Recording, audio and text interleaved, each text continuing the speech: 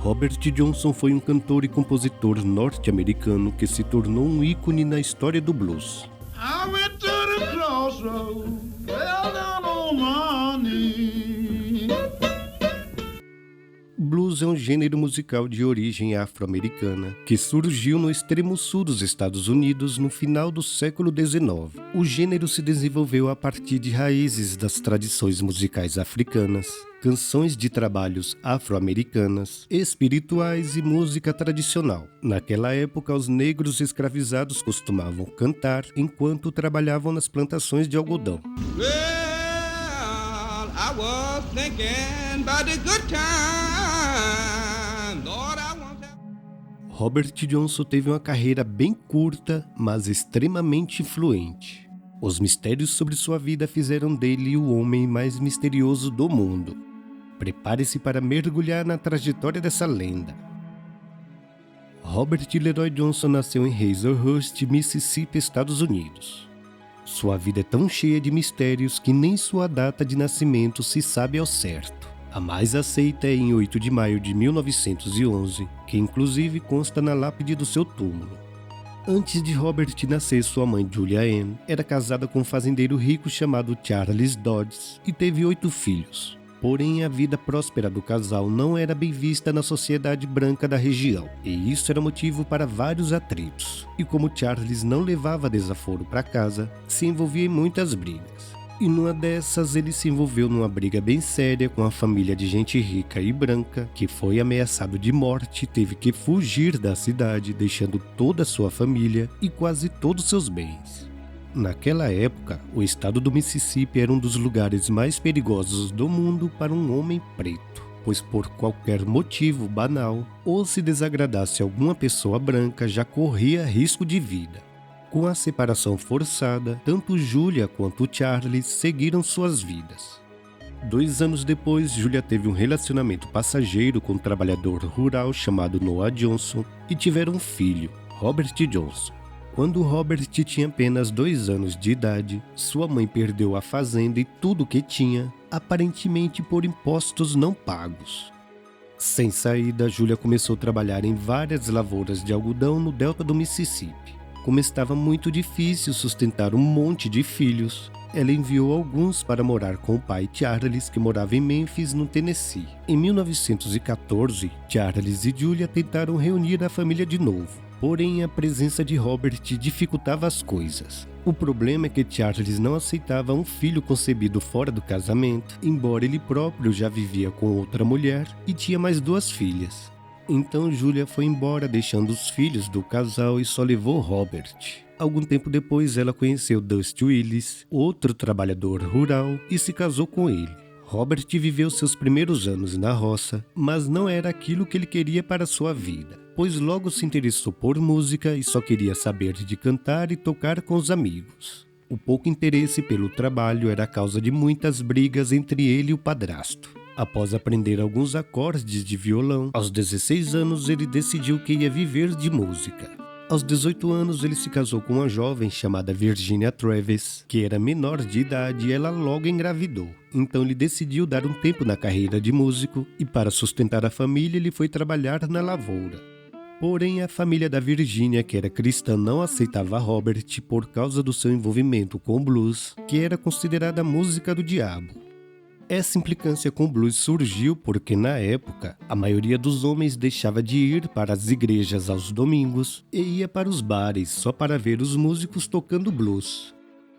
No final da gravidez, Virginia foi para a casa dos pais para ter o filho, porém Robert não pôde ir, pois precisava trabalhar e também ele não era bem-vindo na casa da família dela. Foi quando o pior aconteceu. Mãe e filho morreram no parto e Robert só soube quando mulher e filho já estavam sepultados. Além disso, a família o culpou pela tragédia, dizendo que ele havia levado maldição para a família.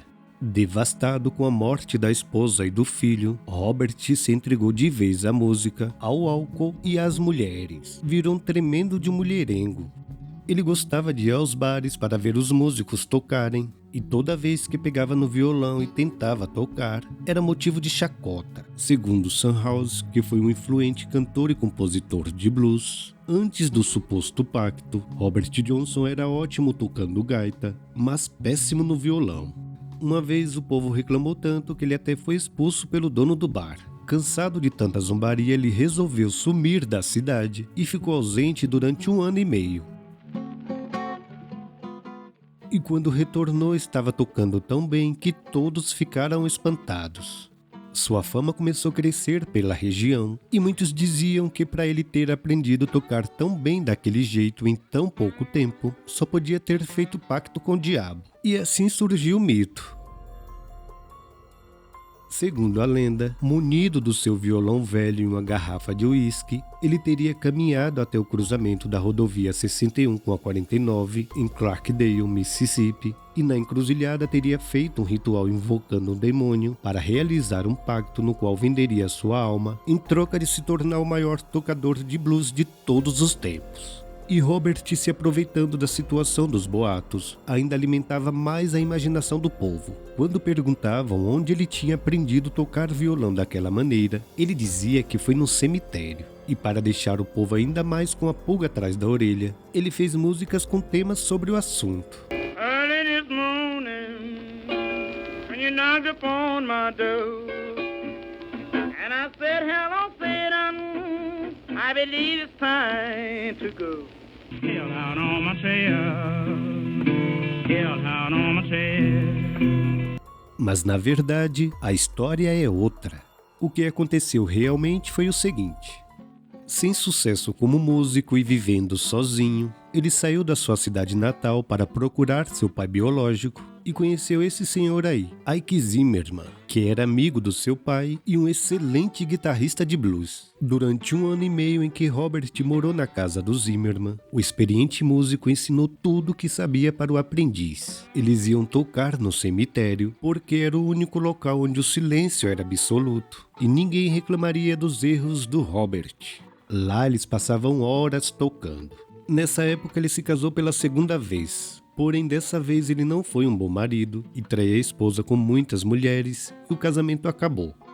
Nos anos 1930, Robert Johnson já era considerado um grande bluesman, um violonista habilidoso e compositor talentoso. Isso chamou a atenção de A.C. Spear, um homem branco, caçador de talentos, apaixonado por música negra que convidou Johnson para gravar um disco.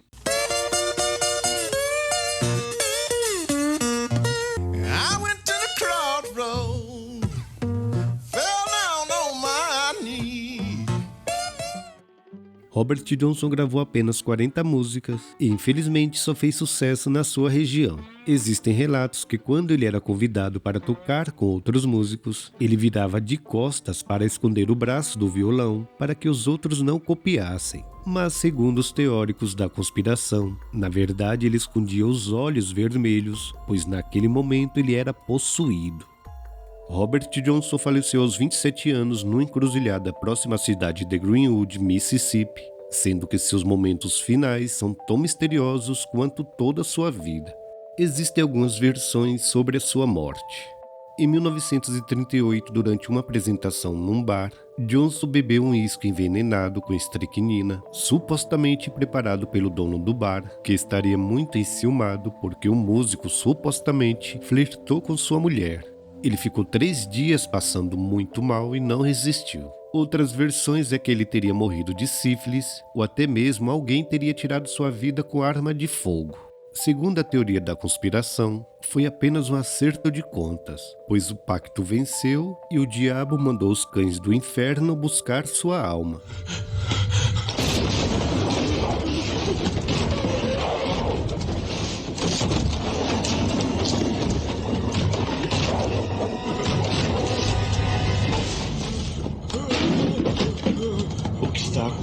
Oh, meu Deus! O que aconteceu? Cães negros. Bob! Robert, não morra agora!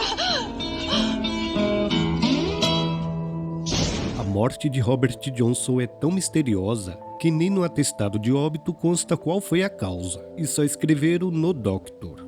Robert Johnson deixou um filho que não conheceu. Claude Johnson. Robert Johnson foi o primeiro músico famoso a entrar no Clube dos 27, termo usado para músicos famosos que morreram aos 27 anos de idade. Nesse clube estão também Jimi Hendrix, Janis Joplin, Jim Morrison, Brian Jones, Kurt Cobain e Amy Winehouse. O fato é que Robert Johnson só ganhou fama mundial como ele tanto sonhava após sua morte e as lendas que envolvem sua trajetória. Assim foi a vida misteriosa de Robert Johnson. I went to the crossroads.